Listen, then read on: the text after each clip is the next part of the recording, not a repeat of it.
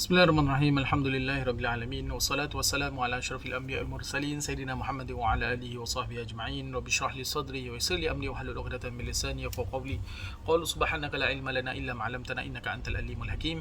Ila hadratil habibil mustafa sallallahu alaihi wasallam wa ala niyatin shifa wa rafil bala wa nasri 'ala al a'da wa qada'il haja wa taysiril umuri wal qabul wa amalan mutaqabbalah.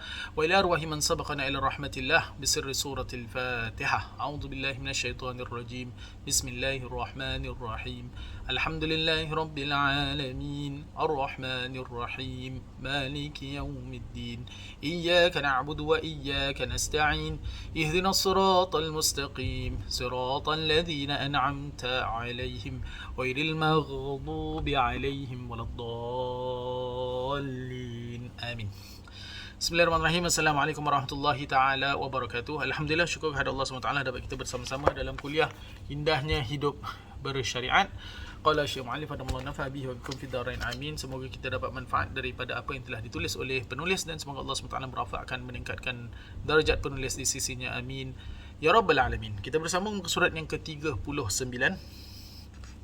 Adab untuk kanak-kanak. Adab untuk kanak-kanak. Hubungan silaturahim antara seorang individu dengan orang yang lain mengeratkan persaudaraan sesama agama.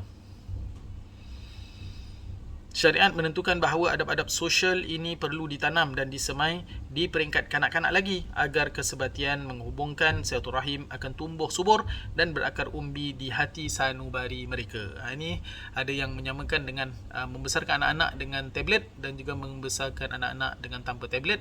Satu mungkin dengan tablet akan jadi bijak tetapi adabnya tidak ada. Dan lagi satu dengan bergaul dengan manusia, dia akan menjadi orang yang beradab. Dan insyaAllah akan menjadi orang yang berilmu juga, ya. Jadi untuk gadget-gadget untuk anak-anak kita dibolehkan tetapi tidak begitu lama. Perlu limit, ada limitation untuk mereka menggunakan bukan social media, menggunakan internet dan sebagainya, menggunakan handphone itu sendiri, game dan sebagainya. Perlu ada perlu letakkan limit untuk anak-anak kita kerana ia ibarat addiction. We are addicted to our phones. Dan kenapa kita meletakkan kita mengajak anak-anak kita untuk menjadi penagih handphone? Kenapa? Itu soalan dia. Antara adab-adab yang perlu anak-anak kita belajar antaranya adalah adab terhadap ibu bapa. Kerana dengan usaha ibu bapa dan juga izin Allah SWT mereka dilahirkan. Boleh saja ketika anak dalam kandungan 9 bulan ibunya tidak menjaga kesihatan, tidak menjaga diri sendiri dan menyusahkan pengeluaran anaknya, ataupun setelah lahir boleh saja dia tidak menjaganya, ataupun setelah besar tidak dihantar ke sekolah, tidak register untuk sekolah, boleh saja. Tetapi alhamdulillah kita dianugerahkan dengan ibu bapa yang baik-baik. Alhamdulillah, paling-paling dapatlah kita pengajian, paling-paling ada rumah, ada makan dan sebagainya. Syukur kehadrat Allah SWT.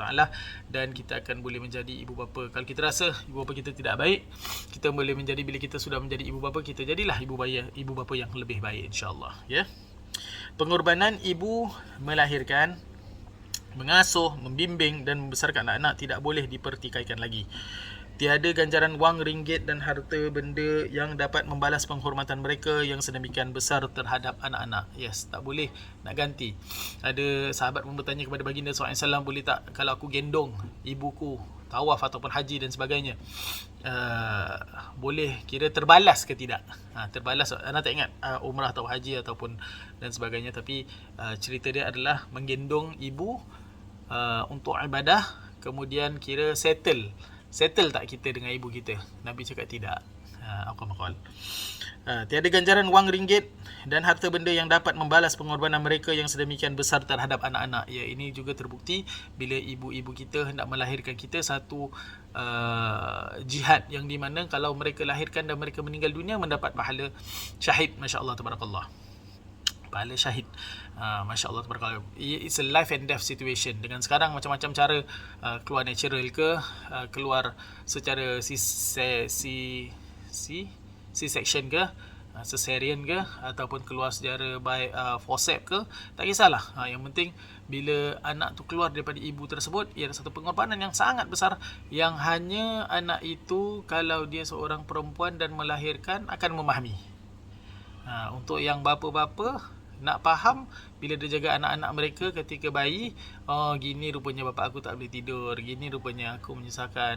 Baru kita faham pengorbanan ibu bapa kita. Masya-Allah, tabarakallah. Justeru sebagai menghormati ibu bapa dan juga orang lain yang ada hubungan dengan mereka seperti datuk, nenek, bapa, saudara, sanak saudara yang lain yang banyak berjasa kepada mereka, maka kita dianjurkan supaya sentiasa berbakti.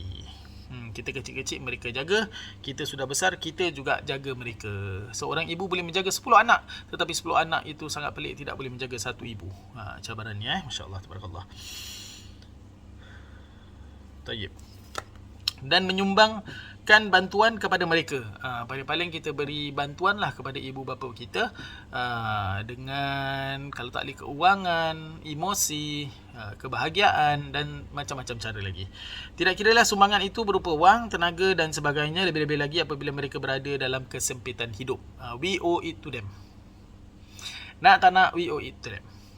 Dan macam mana sekalipun lah, kalau ibu bapa kita menjaga kita dan tidak baik, tetap dengan kita khidmat kepada mereka dapat kita pahala yang besar. Tetapi khidmat kepada yang diredai Allah SWT lah. Jangan benda-benda yang bukan-bukan suruh beli 4D ke, suruh belikan arak ke, suruh belikan benda-benda yang haram ke. Itu tidaklah. Itu tak buat pun tak apa. Ya, Wallahu ta'ala alam. Didikan awal kanak-kanak ada 4. Yang pertama, anak-anak dianjurkan semenjak dari kecil untuk mencium tangan ibu bapa dan orang tua setiap kali bertemu. Cium, bukan dahi. Salam. Kalau dia salam dia no dahi, tolak dahi dia. Astagfirullahaladzim. Jangan. Jadi ceritanya cium tangan. Cium tangan ya. Cium tangan ibu bapa, cium tangan datuk nenek, cium tangan guru-guru, ada barakahnya insya-Allah. Seterusnya, bertutur, ajarkan anak-anak untuk cium tangan ya. Bukan ajarkan anak salam dia salam ke dahi. Bukan. Itu salam ke dahi itu adalah tanda hormat ketika di dalam askar. Sedi ya. Dahi kan. Tapi itu bukan. Kita cium tangan.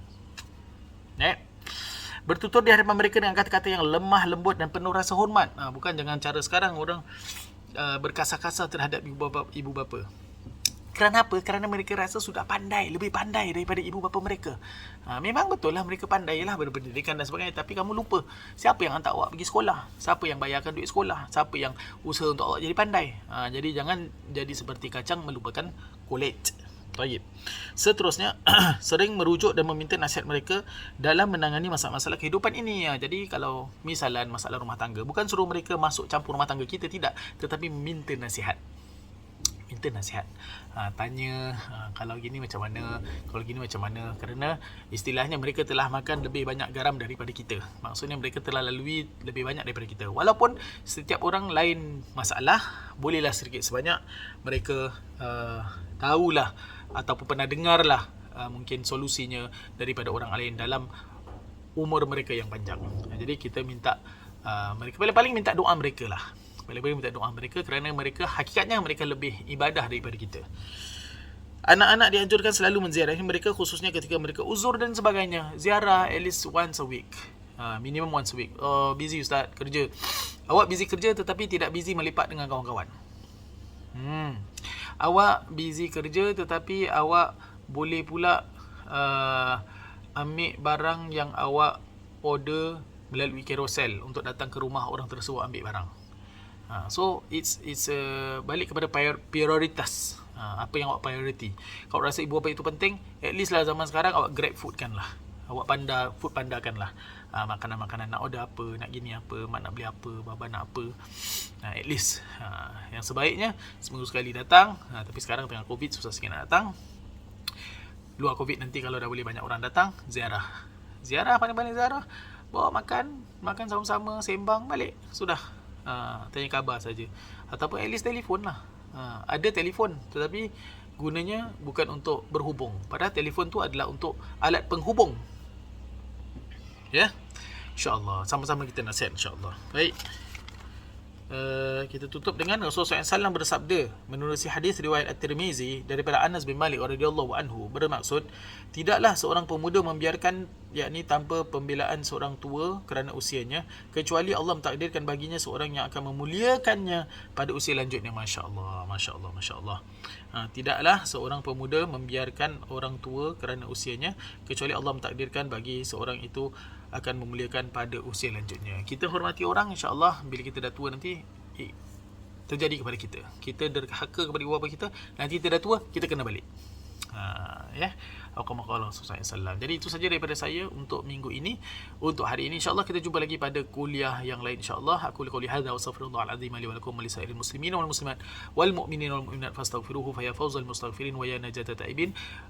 Terima kasih atas sokongannya. Boleh sokong juga dengan memberikan infak ikhlas kepada Masjid Istighfar melalui PayNow S990014H. Mudah-mudahan diterima amal ibadahnya, mudah-mudahan juga diterima dimakbulkan segala permintaannya. Wassalamualaikum warahmatullahi taala wabarakatuh.